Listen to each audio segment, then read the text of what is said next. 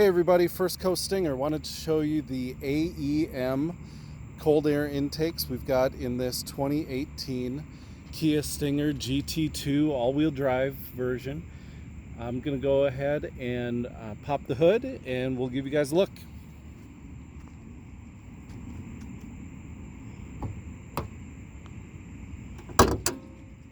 Okay.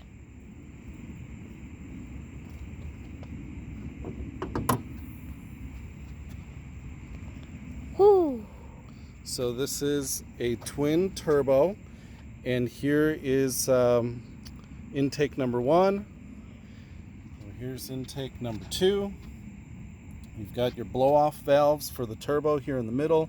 When you put in the AEM, you have to take this tube. This tube was from the original passenger side intake. They have to swap when you're putting them in, and then you actually have to cut about an inch off of the one that ends up on the passenger side. So this tube was on the driver's side originally, and so during the install we actually had to swap them, and this had to have about an inch cut off of it.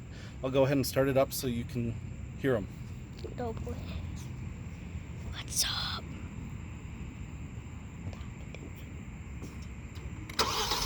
Woo!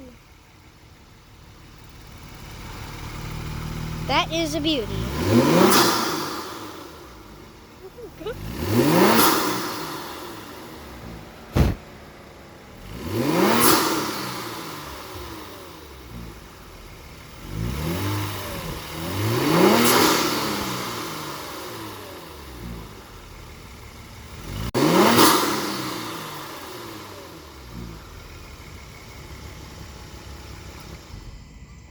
Dang.